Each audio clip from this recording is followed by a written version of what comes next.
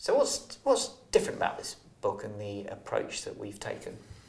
I suppose the first thing to say is it's tailored to professional services, isn't it? It's all about people who work in partnerships, people who work in whether it's accountancy, legal, property, engineering, management consultancy, even we've touched on advertising and architecture. And we've had a look in all of those areas, and we've spoken to people from all of those areas.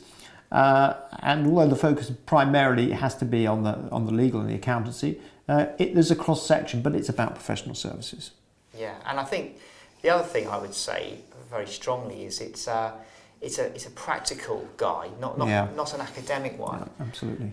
So we've got real people talking about their stories, who worked in the business and really understand it. And I think that is quite a differentiator. That was an important thing for me from the start, because I always think stories are powerful rather than theory. And yes, you've got to have a bit of theory and a few ideas, but it's about the stories and the experiences of real people.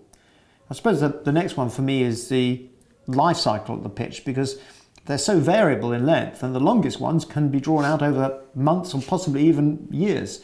So we've looked at all aspects of that life cycle, going from the invitation and whether you should accept that invitation, the criteria you should apply to whether you accept it or not, right through to the proposal, the strategy, the proposal, the presentation, and feedback, whether you've won or lost. So it covers the whole gamut.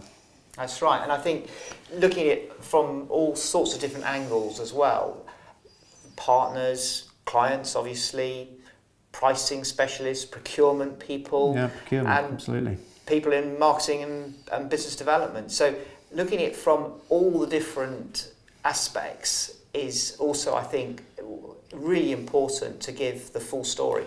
And I think the procurement people had a really interesting perspective, and it's difficult to get that perspective, but we were lucky, and we had a number of them who really engaged with us and gave us some real insights in that area. So that's different. I suppose the final one is how pitching fits into the wider relationship management process. It's not a standalone. It's something that happens as part of a targeted pursuit process, the wider business development area. Who is it we want to be doing business with? How can we warm that client up? How can we put materials and information in front of them so that by the time we get the invitation to pitch, we know we want to do business with these people and we're on our way? So I think that's an interesting part of it as well.